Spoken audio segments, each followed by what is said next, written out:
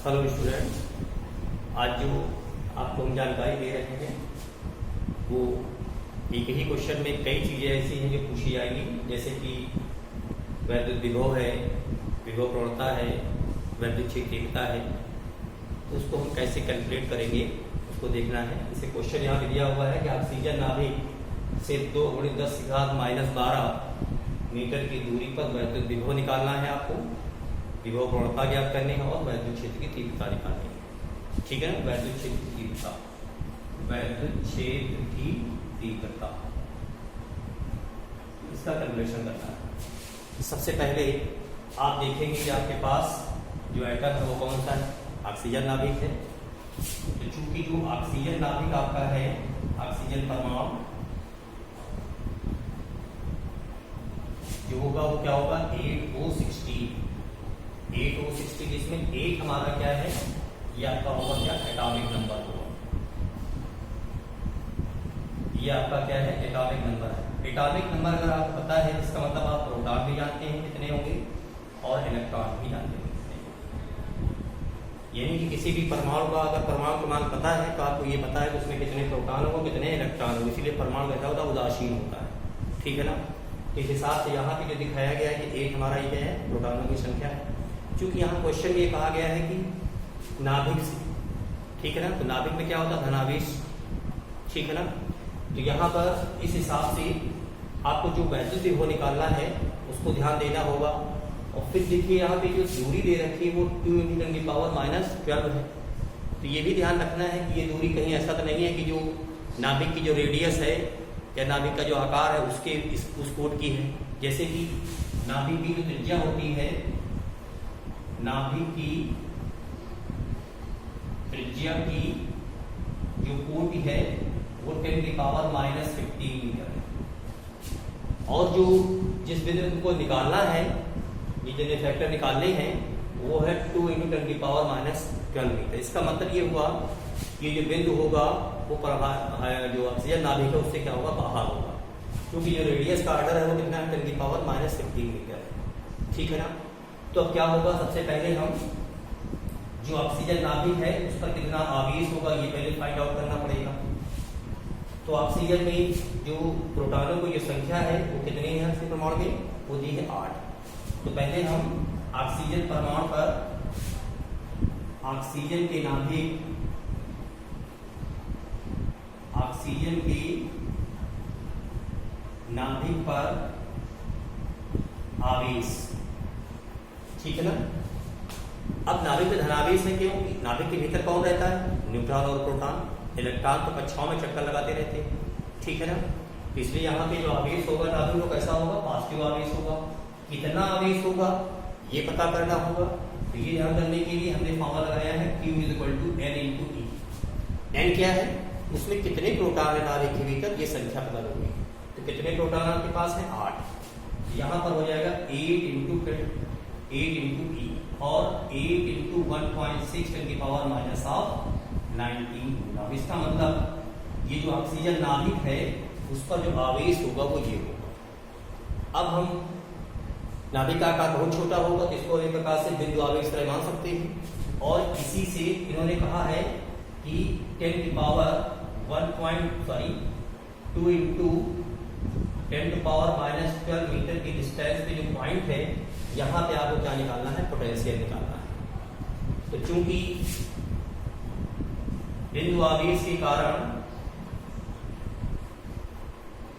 बिंदु आवेश के कारण जो विभव आपका होगा वो फार्मूला होता है 1/4πε0 Q/R।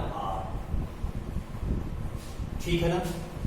तो यहाँ पर 1/4πε0 की वैल्यू आप जानते हैं पहले से, तो उसको दिखाएंगे हम। तो वो जो वैल्यू तुम्हारे पास है वो जो दिखाएंगे यहाँ पर, तो V = 9 × 10⁻9 Q/R। जो Q है वो आपके पास ये दिया हुआ है और R जो है ये डिस्टेंस होगी आपकी। तो यहाँ पर जब प्लेस करेंगे वैल्यू तो इस हिसाब से क्या दिखाएंगे आप, देखिए यहाँ पे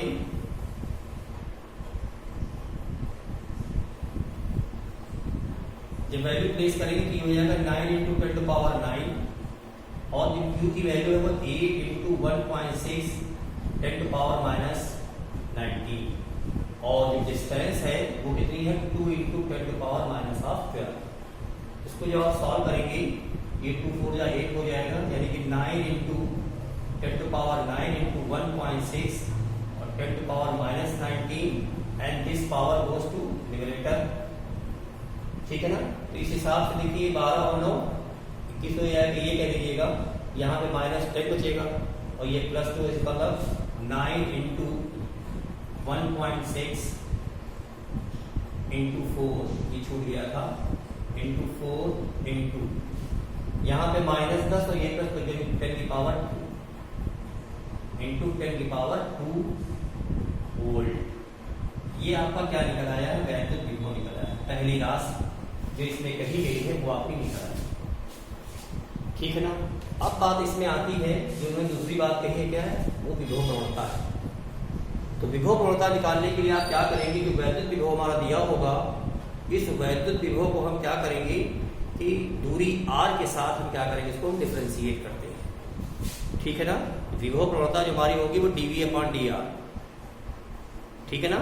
दूरी के साथ विभव परिवर्तन की दर वो क्या कहा जाता है, विभव प्रवणता कहा जाता है। दूरी के साथ विभव परिवर्तन की दर वो क्या कहेंगे हम, विभव प्रवणता कहते हैं। तो विभव प्रवणता निकालने के लिए आप क्या करेंगे, ध्यान देंगे थोड़ा सा। विभव प्रवणता जिसको कि हम लोग बोलते हैं पोटेंशियल ग्रेडियंट।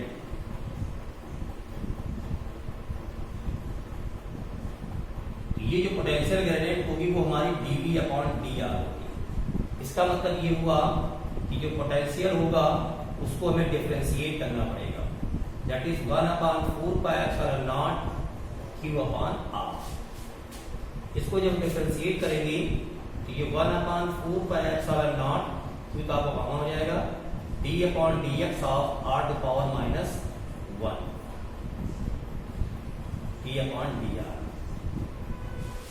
और जिन लोगों ने बायोलॉजी ले रखी है उनके लिए थोड़ा सा डिफिकल्ट रहता है, मगर फिर भी हो जाएगा। याद रखें, कोई समस्या नहीं है। d/dx ऑफ x की पावर n, तो जो फॉर्मूला होता है वो n इंटू x की पावर n माइनस 1 होता है।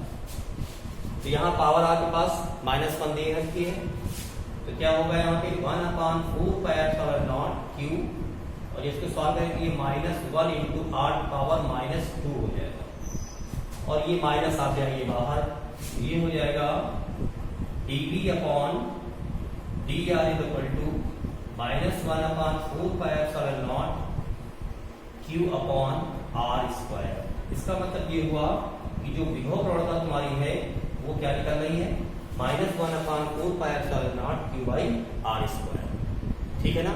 यानी कि इसका मतलब ये जो विभव हम निकाल रहे थे उसमें और इसमें अंतर क्या पहली बात तो माइनस है, ये ध्यान रखेंगे। दूसरी बात यहाँ पे दूरी का क्या है, वर्ग है और यहाँ केवल r था। तो यहाँ जब हम वैल्यू प्लेस करेंगे तो क्या मिलेगा आपको, dV/dr is equal to minus 9 into 10 to power 9 Q आपको पता ही पहले 8 इंटू 1.6 10 की पावर माइनस ऑफ 19 और जो डिस्टेंस है आपकी वो 2 इंटू 10 टू पावर माइनस 12 है एंड स्क्वायर ऑफ इट।